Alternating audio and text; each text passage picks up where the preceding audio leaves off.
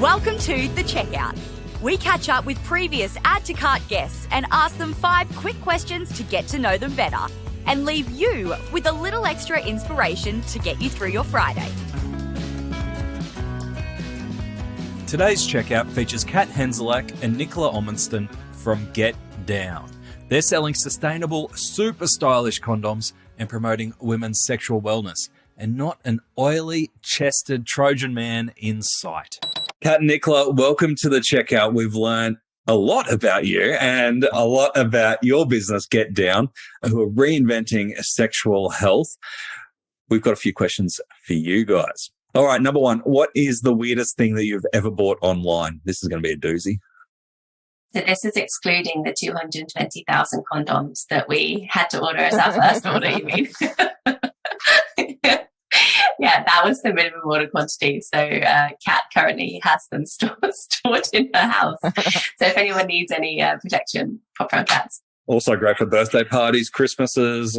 So other than the excessive amount of condoms, and probably just like weird things off eBay. Like my husband is into weird kind of art. I tried to buy a bronze statue that's a statue of a gorilla wrestling a lion. That was a weird one. But I was ghosted by the company, which makes it even worse. I emailed them, it's like, I'd like to buy this, and bid on it. It just got completely ghosted. So what a fail. Because how do you find a statue of a gorilla wrestling a lion? It's a good question. Honestly, I just kind of saw it and I was like, that has my husband written all over it. It was like, boom. It was one of those late night searches where you're like, I don't know how I ended up in this place, but here I am and I'm engaging with it. That is amazing. And I love that the person that you tried to buy it off was like, no, it's all right, I'll sell it to someone else. Exactly. Like how many people do they have trying to buy it is my question. It's very strange. What about you, Kat? Well, being in the sexual wellness category, you can imagine some of the samples, they get pretty wild. But it's quite funny when we have visitors come and stay with us because I'm like, little do you know, under the guest bed, you're actually sleeping on 100 vibrators. Or if a mother-in-law comes to stay, she's got no idea. Fortunately, she doesn't listen to podcasts, so I think I'm safe. But yeah, there's so much. So she doesn't know about Get Down at all? No, she does. But I guess there's a spare bedroom we have and it's literally just got all kinds of weird sex shit just in sample boxes that we get from all of our suppliers. It's in brown boxes hidden under the bed, covered in sheets. So Tom and I try and pretend we're normal people, which Tom really is. But and then I'm just ignore this, try and clean up my office. But apart from that, I just say Peloton. I was so sucked into their culty advertising and their community-led kind of exercise gimmicks. I just am really bad with taking care of myself because I spend too much time on the internet drinking Prosecco or just doing dumb shit that I was like, okay, I need one of these. Nice. And you love it still? I literally just got it because they do not deliver tisk Peloton. They don't deliver I live in the Alpine region of Victoria, and so I had to get it delivered to metropolitan area and then carted up here. So I've just worked out how to set it up and giving it a crack, and I seem to like it. There you go. All right, number 2, who is your favourite retailer? So living in a small country town, I am living in Toowoomba South, which is under Falls Creek, and there is this beautiful product. So Argent Silversmith, Liz is a local silversmith I met in a cafe, and I was just absolutely enchanted with her brand story, and she really just pushes the P, product. Her brand is so authentically her. It's recycled metals and really beautiful. I just love how she just shows she walks around the village and literally has all these burns on her hand and scratches you. How did you do that? She's like, I just cut myself with a saw. And she's just this sexy French chick that's I just cut myself with a saw. And then she's got this beautiful brand. So love what she's got going on.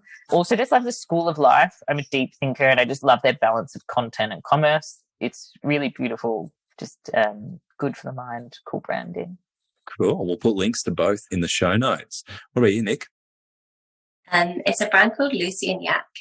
I think it's a UK company, but they definitely sell to Australia as well. So they're in an overalls company, dungarees. I don't know if you guys say dungarees.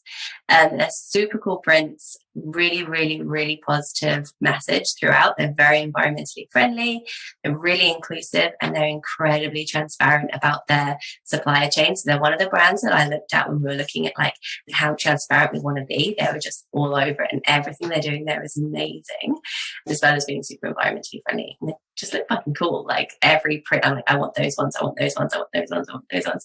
And I end up just gifting everyone their gift cards or like a cheeky pair of shorts. But they also have an amazing refer a friend loyalty program.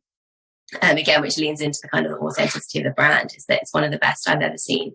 And their stats apparently are incredible as well. So because of that, and I think it's just something to really try and emulate and use the kind of power of word of mouth and the fact that your customers are your biggest advocates. Yeah, beautiful. We'll check them out. Number 3, which e-commerce practice do you wish was history? Profit munching, layered discounts. Like, can people please stop giving away bloody cars, 10% off, this, like another sale? Like, literally the biggest problem after looking across our scope of book of business, like when working at Shopify or honestly in all the places that I've worked, is just profit. So many people look at sales and you're like, profit, read the book Profit First, please. Like, so I just say big discounts and not looking at other ways to stop being lazy. There's other ways to acquire customers. Stop conditioning your customers. Like, another thing is definitely the constant quest for 100% attribution. This definitely comes from your C-suite and the demand for everyone to know exactly how every dollar was spent. And I just wish that C-suite, particularly like, you know, whether it's a country director or those in charge of budgets, like, okay, go and watch Mad Men. What did Donald Draper do? Did Donald Draper sit there in his chair with his cigar, measuring how every one of his advertising campaigns like made that brand what that brand is? No. So stop fixating it. Think of other things and use your energy to do cool shit. It's important, but I just feel like there's too much emphasis on it, especially from senior leadership. Yeah. There's always an X factor in like why something works that you can't label. And that's what good marketing is, I guess. And I think you've given me my new motto for life: just do whatever Don Draper would do. Yeah. I'm getting a drink right now. What a wrong one. All right. Number 4, can you recommend a book or a podcast that our listeners should immediately get into? Might start with you, Nicola. Mine is one of the reasons why we started the brand, actually, and when we were kind of looking for a reason to actually do it. It's called Invisible Women by Caroline Criado Perez. It's really famous, but I just think it's an incredible database. I love kind of database stories that aren't kind of opinionated. They're just giving you the facts and you kind of draw from that. And there are so many examples that you read through the book of this gender data bias that women face every day. And I think it just inspires a lot of passion in women. And I think by reading that book, A, it makes you notice it all the time. And B, if you're looking for a reason to start your business, that book will give it to you. So just read it and then tell everyone else about it.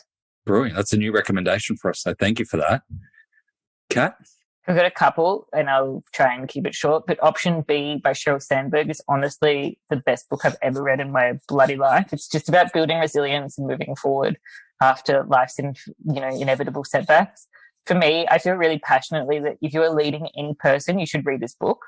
Sheryl Sandberg was one of the most important pioneers when creating bereavement leave in the US. Shit happens in life, yet you're expected to kind of just keep going through and working. And if you can lead people through these inevitable setbacks, like, you will be an incredible leader. So I also think it'll give you license to be kinder to yourself and work out how to navigate life while running a business. So that's definitely one. How Spies Think, I thought, by David Ommundsen, is really interesting way into analytical thinking and just getting into the head of like peculiar people that, you know, you may not be able to work out. And last one is Psychology of Money by Morgan Housel. Given the Ukraine war, pandemic, and unprecedented times, like, history continues to repeat itself. Like, humans, like, I don't know, we think that we're clever, but we're really not, because we just keep doing the same dumb shit over and over and over again. So if you look back at the history of the commodity of money and what we've done before, there's definitely some great learnings, especially when it comes to making room for error and long-term planning. Wow, what a list. I was surprised actually that the encyclopedias weren't on there, because if you're going to win Who Wants to Be a Millionaire, you're going to have some good general knowledge as well. All right, last question for you both. Finish this sentence. The future of retail is? Small and nimble. I feel like we're moving away from these big brands that are very set in their ways to ones that are much more able to navigate the quick changing kind of e-commerce market that we see now. Mine would be sensory. I just feel like that we've only really recently you've seen retailers experimenting with how they can combine, omni-channel. I feel like especially those in C-suite aren't really executing properly or no one's really worked out. But it's beyond just how to connect customers with their retail stores, so how to connect your B2B suppliers and your retail suppliers, your wholesale suppliers, and all your different customers that you have. It's like, what does your brand smell like? What does it feel like? What is that experience when they walk into your store or they open your package beyond just unboxing? It just seems like it, I don't know, I hate that term sometimes because you're like, it just needs to be so much more. Like, people are doing things in terms of execution of like podcasts for their brand. For us, we try and be sensory by having silly playlists so that when people are like getting down, then they can listen to our absolutely ridiculous playlist and know what our brand is about. Like, they can see us when future products, they'll be able to smell us. And so it's just exploring all those senses. There are so many questions there, and I'm not going to go near anything around unboxing, smelling, sensing, feeling. It'll smell like an oily man. I know. I'm joking. Wouldn't it be the opposite of an oily man? What's the smell of an opposite of an oily man? Now, if you haven't listened to the main episode, this is going to make absolutely no sense to you, and you're going to think we're the biggest weirdos. But if you want to hear more around Get Down and what Kat and Nicola are creating, make sure you head back to the main episode and hear the stories. Some absolutely fabulous stories in there. Kat and Nicola, thank you so much for joining us on the checkout. Thanks, Bushy. Amazing. Thank you. To hear more from Kat and Nicola, jump back into episode 218, where Kat and Nicola share their formula for writing spot-on brand copy. They also share how they navigate running a business and being best friends. And if anything, you've got to tune in for the unbelievable story of how Eddie Maguire ended up funding their condom startup. Thanks for listening, and until next time, keep adding to cart.